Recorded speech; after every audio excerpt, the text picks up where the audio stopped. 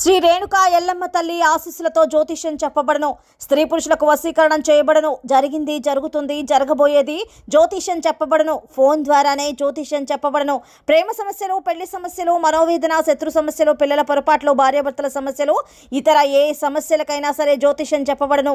Phone number 9502639029. Hi friends, అందరికీ నమస్కారం అండి. మరొక 45 గంటల్లో తులారాశి వారి జాతకులు మీ యొక్క జీవితంలో అతిపెద్ద భారీ ప్రమాదాలు రెండైతే కనిపిస్తున్నాయి. మీరు చాలా అప్రమత్తంగా ఉండాలి. ఇది జ్యోతిష పండితులు మిమ్మల్ని హెచ్చరిస్తున్న అంశము.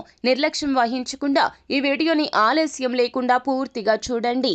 అప్పుడే మేము ఏం చెప్పబోతున్నామో మీకు పూర్తిగా అర్థమవుతుంది. వీడియో గనక మీకు నచ్చినట్లయితే గనక లైక్ చేయండి. మీ లైక్ మాకెంతో సపోర్ట్ అండ్ ఎంకరేజ్మెంట్గా ఉంటుంది. ఇక మనము ఆలస్యం చేయకుండా వీడియోలోకి వచ్చేద్దాం. తులారాశి రాశి చక్రంలో 7వ రాశి. చిత్త నక్షత్రం 3, 4 పాదములు, స్వాతి నక్షత్రం 4 పాదములు, విశాఖ నక్షత్రం 1, 2, 3 పాదాల కింద జన్మించిన వ్యక్తులు తులారాశి క్రిందకు వస్తారు. ఈ రాశికి రాశి అధిపతి సాక్షాత్తు శుక్రుడు. ఈ రోజున తులారాశి జాతకులు అన్నింటా అప్రమత్తంగా ఉండండి. కీలక నిర్ణయాలు అస్సలు తీసుకోవద్దు. ఈ రోజున ఎదుటి వారి విషయాల్లో తలదూర్చే ప్రయత్నం చేయొద్దు.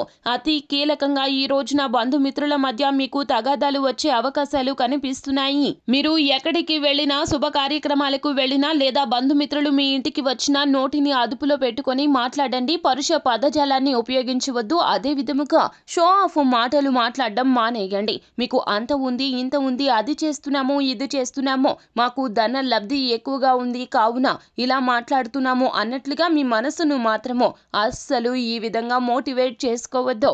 ఎవరికి ఎంత ఉన్నప్పటికీ కూడాను భగవంతుని అనుగ్రహం అందరి మీద ఉండాలి. ఎప్పుడు కూడాను మంచి చెడు రెండు ఉంటాయి. ఓడలు బండ్లు ఓడలు అవుతాయి. వ్యక్తిత్వం అనేది ఎప్పటికీ మారకూడదు. ఈ రాశి జాతకులు కొన్నిసార్లు చెప్పుడు మాటలు ఎక్కువగా వింటూ ఉంటారు.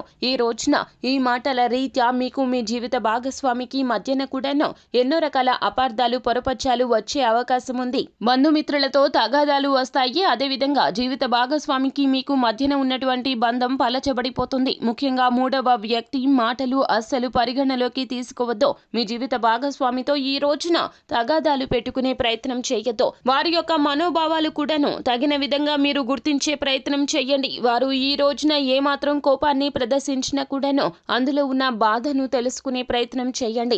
జీవిత భాగస్వామిని అర్థం చేసుకునే ప్రయత్నం చేయండి. లేదంటే గనక మీకు వారికి ఎడబాటు తప్పదు. వారికి మీకు మధ్యన ఉన్నటువంటి బంధం ముగింపు దశకు కూడా చేరుకోవచ్చు. తత్ఫలితంగా సంతానం చాలా వరకు కూడా ఇబ్బందులు పడాల్సి వస్తుంది. మీ కుటుంబం చల్లగా చక్కగా ఉన్న కాపురాన్ని 3వ వ్యక్తి ప్రమేయంతో చిచ్చుపెట్టి అగాధంలోకి తోసే ప్రయత్నం అస్సలు ఈ రోజున మీరు చెయ్యకూడదు. కావున మీరు మాటను అదుపులో పెట్టుకోండి. ఈ రోజున ఓర్పుగా ఉండండి, సహనంగా ఉండండి. బంధుమిత్రులతో మాట్లాడేటప్పుడు ఆచితూచి మాట్లాడండి. ఎవరు ఏది చెప్పినా కూడాను పెడచెవిన పెట్టే ప్రయత్నం చేయండి. అప్పుడే మీ జీవితం బాగుంటుంది. లేదంటే గనక సంతోషంగా ఉన్న జీవితంలో మీరే నిప్పులు పోసినట్లు అవుతుంది. ఇదంతా ఇలాగే జరుగుతుంది. ఈ రోజున గ్రహ పరిస్థితి నీచంగా ఉండడం రీత్యానే ఇలా జరుగుతుంది. కావున మీ జాగ్రత్తల్లో మీరు ఉండండి. ఈ రోజున మీకు శివారాధన ఎంతో మేలు కలగచేస్తుంది. అలాగే హనుమాన్ చాలీసా పఠన పారాయణం చెయ్యండి. అంతా మంచే జరుగుతుంది. సో ఫ్రెండ్స్, చూశారు కదా, ఈ జాగ్రత్తలతో పాటుగా ఈ దేవత ఆరాధన చేస్తే తులారాశి జాతకులు రాబోయే ప్రమాదాల నుంచి బయటపడతారు. సో ఫ్రెండ్స్, చూశారు కదా, ఈ వీడియో గనక మీకు నచ్చినట్లయితే గనక లైక్ చేయండి. మరిన్ని వీడియోస్ కోసం మా ఛానల్ ని సబ్స్క్రైబ్ చేసుకుని పక్కనే ఉన్న బెల్ ఐకాన్ లో ఆల్ ట్యాప్ చేయడాన్ని మాత్రం అస్సలు మీరు మర్చిపోవద్దు. Thank you.